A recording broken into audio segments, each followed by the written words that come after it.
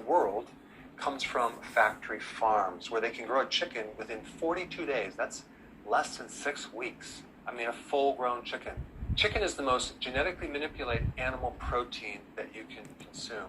You know, in the past, long ago, a chicken would take a good amount of time to grow, and that's a normal process. But now they speeded it up by a factor of 65 times faster. So anytime you alter Mother Nature and you grow something that fast, there's some consequences with nutrition. I mean, if you take a cow, for example, you can't grow a cow in 6 weeks. It takes like 1 to 2 years. So I'm going to show you in a little bit a comparison between the nutrition in beef versus chicken. But it's so interesting to me that people are just really against red meat, and they think that white meat is better for some reason, maybe because it's leaner, because of the fat, but that's actually completely false. Also, these poor chickens are raised in very inhumane environments, tens of thousands of chickens in one room, and they're called free range, right? But it's very private, it's not very transparent as far as what goes on when they factory farm chickens. There's something called ammonia burn, which from all the waste that builds up, it can create ulcers on their corneas, and it can affect their joints. So overall, very unhealthy environment. So I have a question. Maybe you've heard of eating raw fish, right, sushi, or maybe even a rare steak. But why don't people ever eat raw or rare chicken meat, right? You pull up to your fast food restaurant and ask for a chicken sandwich, but you want it on the rare side. It just doesn't happen. Why? Because of the risks of Salmonella, Campylobacter, or E. coli. These are pathogenic microbes. Why would these pathogens be in chicken, but yet you don't see them in other animal products? Well, it has to do with the environment that these chickens are raised in.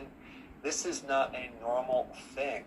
In fact, these microbes even grow within our body, and they don't harm us unless the environment changes and it becomes more stressful, and they can go from being neutral to pathogenic. So this is why when you buy a chicken from a grocery store and you're cutting up the raw chicken and you're using knives and you're using a cutting board and then you put it in the oven, right?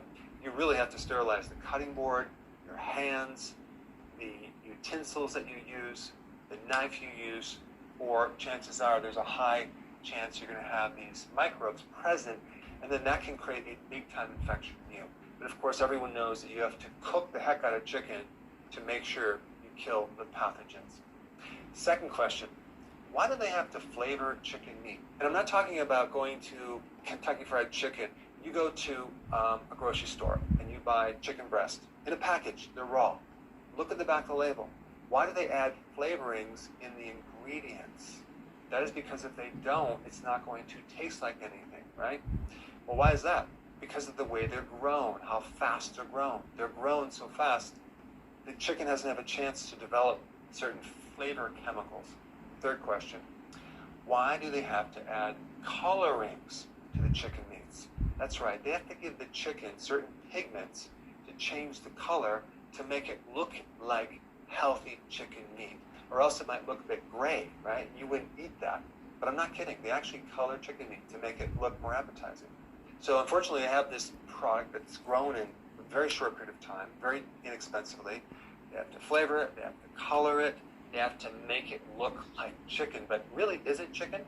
The real big problem with chicken, on top of that, is that chicken is very high in omega-6 fatty acids, especially compared to the omega-3 fatty acids, which makes it more inflammatory, okay? Very inflammatory. It's like 14 to 1. We need it to be 1 to 1, okay? But it's 14 to 1. It's pretty high. And there's something else you need to know. There's rendered ingredients. In this definition of rendered, that means you're boiling it or you're doing something to separate out certain parts of this product. You might be boiling off the fat or separating certain particulates out of something. So in commercial chicken feeds, okay, there's rendering products. And one is called yellow grease. Yellow grease. Now, what is yellow grease? Well, it's used cooking oil. And it definitely sounds better than deep-fried vegetable waste oil or waste grease. They recycle deep-fried seed oils that have been fried probably for weeks or months, and then they're going to recycle that back into the feed. So not only is the chicken consuming like things like soy and corn, very high in omega-6, but they also have this additional thing in the feed, unfortunately, because you can kill two birds. First of all, it's a hazard in landfills, right? So that way, why don't we just put it into the feed for animals, which we indirectly eat. So now you know why you can go to Costco and buy a chicken for $4. It's like $2 a pound. I mean, that blows me away. Now, I personally have about 16 chickens, and what I'm talking about is completely different than those chickens, which eat bugs all day long, and worms and things like that. And I feed them fermented grains, no soy, no corn, not GMO, it's organic feed.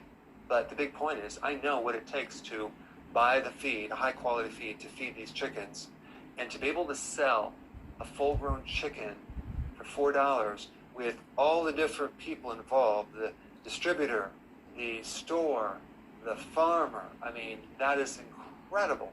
Someone could actually even make a profit on it. They probably don't make a profit. But the point is that to grow a healthy chicken, to grow healthy eggs, it does take high quality ingredients, it takes time, it takes money.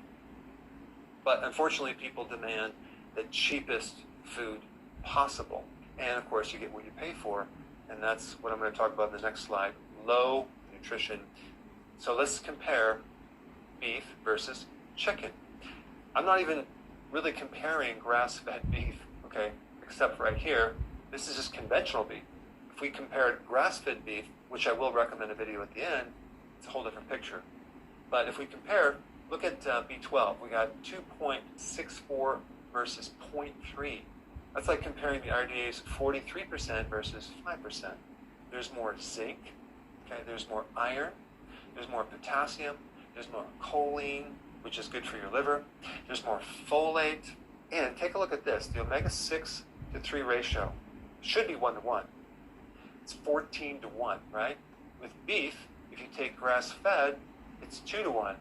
If you take grain, it's 9-to-1. So you can see there's much less omega-6, the inflammatory oils, when you do grass-fed versus grain, because grains are very high in omega-6.